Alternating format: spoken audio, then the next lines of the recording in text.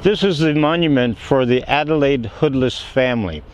Adelaide Hoodless was born in St. George, just outside of Hamilton, and there is her homestead museum is there today. She married a man named John Hoodless, and he was a furniture maker here in Hamilton, a very well-known furniture maker, and he was also on the chair of the HSR and the Board of Education.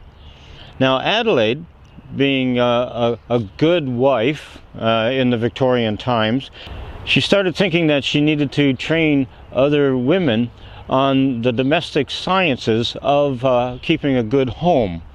And at the YWCA, she started teaching classes on domestic science. A tragedy took place in her life, and that was her newborn baby son drank bad milk and died. And so this gave her an advocacy that this should not happen to other women and losing a child because of bad milk. So in 1897, she set up the Women's Institute here in Hamilton at the Irwin Lee House. And that institution went on to become an international institution.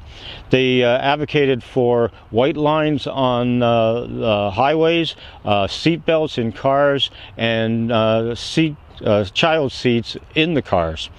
They're still in operation today, still advocating for the safety of people in cars and anything else, including impure milk. The motto of the institution was for home and family. And at the time, women were not supposed to be taught how to be educated. And so this was a perfect model to allow men to allow them to be taught. If it was for home and for country, it was to keep the women at the home serving the men and the family and the kids.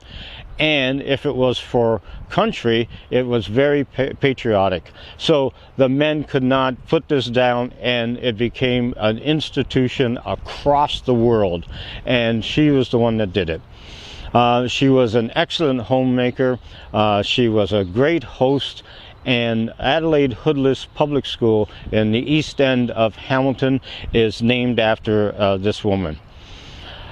Also, in front of Adelaide Hoodless's school is a plaque, and the plaque tells you about Adelaide Hoodless, and one of the quotes in the plaque says, "She drove her car too fast."